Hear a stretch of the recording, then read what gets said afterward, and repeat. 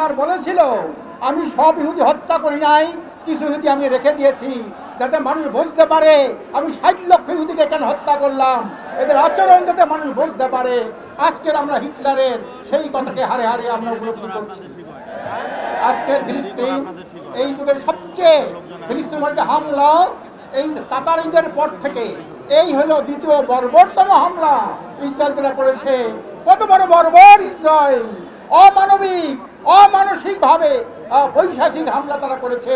নারী, শিশু, হাসপাতালের ডাক্তার তারা গুলি করে হত্যা করেছে। হাজার হাজার মানুষকে তারা হত্যা করেছে। এই জন্য আমাদের দরকার হলো, যেটা আমাদের আপনার বলেছে, আমাদের এই জাতিসংঘের উপর কোনো আস্থা নেই।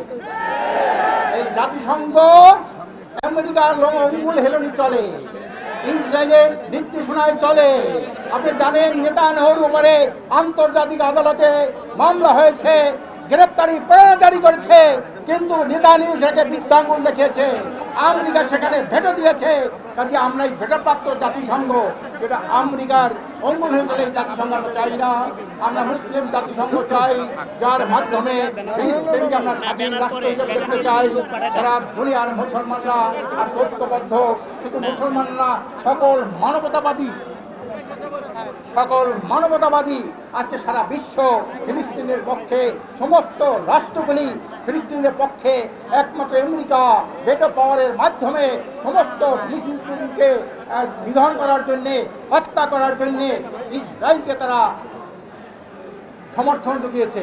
সংগ্রামের আসুন, আজকের এই সমাবেশের পরে যদি আরও কোনো কর্মসূচি আসে, আমরা সেই প্রোগ্রাম বাস্তবায়ন করার জন্যে আমরা জান, মাল, সময়, শ্রম, মেধা দিয়ে আমরা আন্দোলন করব, জিহাদ করব, সংগ্রাম করব, মিছিল করব, প্রতিবাদ করব, বিক্ষোভ করব। আমি বলে আমি আমার বক্তব্য শেষ করছি। ওমা তৌফিকি ইল্লা বিল্লাহ।